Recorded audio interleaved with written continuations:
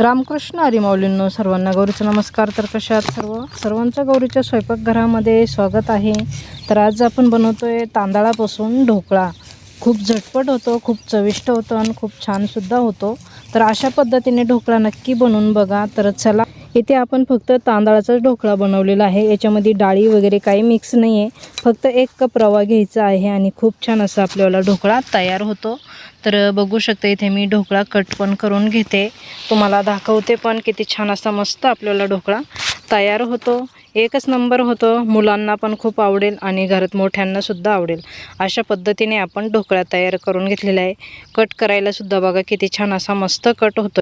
Skip न करता video शेवटपर्यंत बघा. कुठून बघता कुठून नाही नक्की मला कमेंट करून कळवा. तुमचे एक कमेंट मला रेसिपी बनवायला अजूनच उत्साह देते. तुमच्यासाठी असेच नवीन नवीन रेसिपी मी घेऊन येत राहते. तर एक कमेंट नक्की करा. तर चला, वेळ वाया न घालवता रेसिपीला सुरुवात करूया. ढोकळा कसा बनवायचा ते आपण बघूया. पण इथं तुम्ही ढोकळा बघा किती छान असा मस्त मऊ लुसलुशीत असं झालेला आहे, जाळीदार झालेला आहे. खूप छान असा दोन्ही बाजू बघा किती छान असं मस्त झालेला आहे. तर अशा पद्धतीने तुम्ही सुद्धा छान असा ढोकळा बनवू शकता. मी तुम्हाला तोडून सुद्धा दाखवणार आहे. पण व्हिडिओ आधी शेवटपर्यंत बघा, तुम्हाला मी नंतर तोडून दाखवते. तर चला, रेसिपीला सुरुवात करूया. 1 वाटी तांदूळ आपल्याला भिजून घ्यायचे. तर मी इथे 4 ते 5 तास म्हणजे 6 तास छान असे मस्त तांदूळ भिजून घेतलेले, स्वच्छ धुवून घेतलेले आपल्याला मिक्सरच्या भांड्यामध्ये काढून घ्यायचे. इथे मिक्सरच्या भांड्यामध्ये आपण तांदूळ काढून घेतलेले. 1 छोटा कप रवा घेतलेला आहे, रवा पण घालून घ्यायचा. इथे 1 छोटा कप दही घेतलेलं आहे, दही पण घालून घेऊया. वाटीचं माप करायचं. 1 वाटी तांदूळ घ्यायचे, कोणती पण वाटी घ्यायची.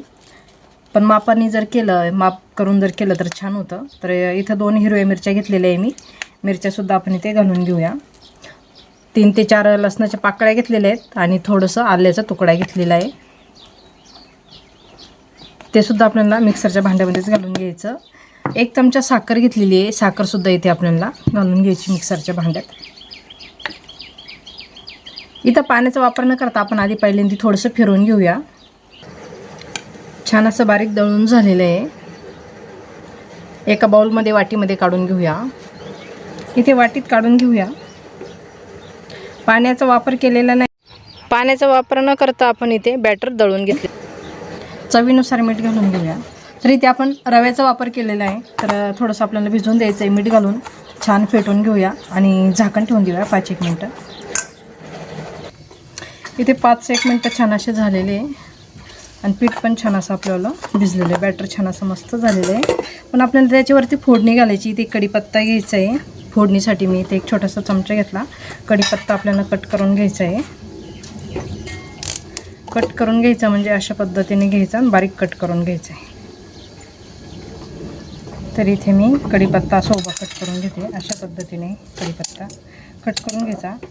कढीपत्त्याने चव खूप छान येते कुठल्या पण पदार्थाला. अशा पद्धतीने मी कढीपत्ता कट करून घेतला आहे. 1 अर्धा चमचा तेल घेतलेलं आहे. तेल छान कडक करून घेऊया. मोहरी आणि कढीपत्त्याची आपल्याला फोडणी तयार करून घ्यायची.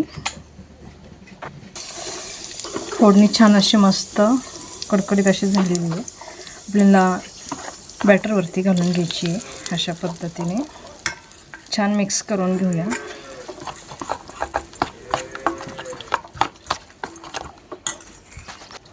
इथे ताटाला तेल लावून घेऊया.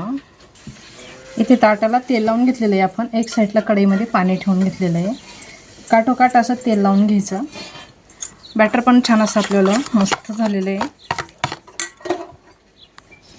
इथे आपल्याला घ्यायचं आहे बेकिंग सोडा. 1 चमचा घेतलेला आहे. बेकिंग पावडर घेतलेली आहे. बेकिंग सोडा घ्यायचा आहे. बेकिंग सोडा 1 छोटा चमचा घेतलेला आहे. 1 छोटा चमचा. अर्धा लिंबू आपल्याला त्याच्यावरती पिळून घ्यायचं आहे. मिक्सरचं भांडं धुवून थोडंसं मी पाणी तयार केलेलं आहे. ते पाणीसुद्धा आपल्याला इथे घालून घ्यायचं.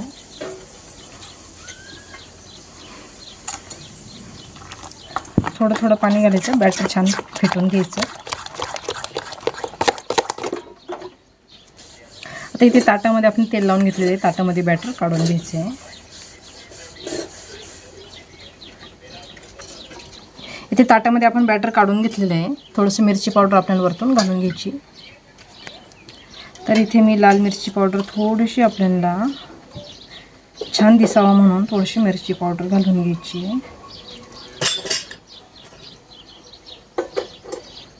आता पाण्याला छान उकळी आलेली, पाण्यामध्ये ठेवून देऊया. पाणी पण छान गरम झालेलं आहे, त्याच्यावरती ताट ठेवून देऊया. कढईमध्ये आपण ताट ठेवून दिलेले आहे. आता 15 ते 20 मिनटं आपल्याला झाकण ठेवून बघूया. 15 ते 20 मिनटानंतर 10 ते 15 मिनटं झालेले, आपण झाकण काढून बघूया. तर छान असं मस्त झालेलं आहे, बघू शकता. कलर पण छान आलेला आहे. चाकूच्या साह्याने बघूया व्यवस्थित झालेले आहे की काय. तर छान असं मस्त झालेलं आहे. तर बघू शकता एकदम कोरडा असं आपल्याला चाकू वरती येतोय.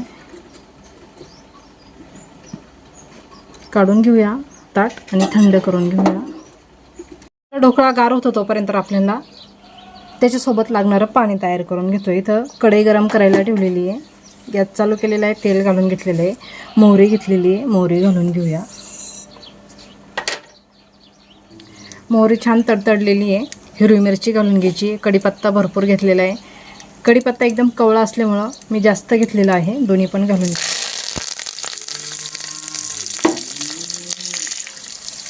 1 ग्लास पाणी घालून घेऊया. छान मस्त परतून झालेलं आहे. अर्धा लिंबू घेतलेलं आहे, लिंबू पिळून घेऊया. चवीनुसार मीठ घालून घेऊया. 1 चमचा साखर घालून घेऊया. छान उकळून घेऊ. ढोकळा छान थंड झालेला आहे. आपण कडा काढून छान कट करून घेऊया.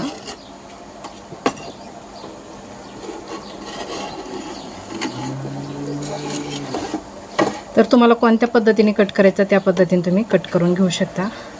मी अशा पद्धतीने कट करून घेते त्रिकोणमध्ये.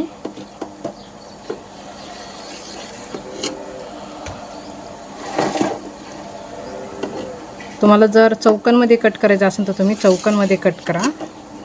अशा पद्धतीने सुद्धा ढोकळा छान कट होतो. तर बघू शकता, एक आपण काढून सुद्धा बघूया. तर बघू शकता किती छान असा आपल्याला ढोकळा इथे झालेला आहे. जाळीदार आणि खूप छान असा मस्त झालेला आहे. एकच नंबर असा आपल्याला ढोकळा झालेला आहे. याच्यावरती पाणीसुद्धा आपण तुम्ही त्याच्यावरती पाणी घाला किंवा त्याच्यात बुडवून खाला तरीही चालेल. आता इथं आमच्या मुलांना पाण्यात बुडवून खायला आवडतो म्हणून मी पाण्यात याच्यावरती घालणार नाही. आपण याच्यामध्ये साखर, दही, लिंबू सर्व घातलेले, साखरसुद्धा घातलेली आहे. हे फक्त तसंच. तर मी तुम्हाला तोडूनसुद्धा दाखवते. तर बघा आतूनसुद्धा किती छान असा मस्त झालेला आहे. हे पाण्याची तयारी झालेलं आहे. हे पाणी गॅस बंद करूया. तर बघू शकता किती छान असा आपल्याला ढोकळा तयार झालेला आहे. एकच नंबर असं इथे ढोकळा झालेला आहे. एकदम मऊ लुसलुशीत असं झालेलं आहे. तर कशी वाटली आजची रेसिपी नक्की मला कमेंट करून सांगा. आवडलं तर लाईक, शेअर, सबस्क्राईब नक्की करा. त्याचबरोबर बेल बटनसुद्धा दाबा, म्हणजे माझ्या अशाच नवीन नवीन रेसिपी तुम्हाला बघायला भेटतील. तर चला आजच्यासाठी धन्यवाद. भेटूया एका पुढच्या नवीन रेसिपीमध्ये.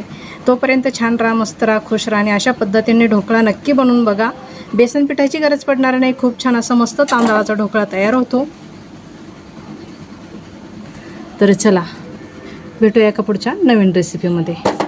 दुसरी पण मी तुम्हाला एक काढून दाखवते. छान असा मस्त निघतोय.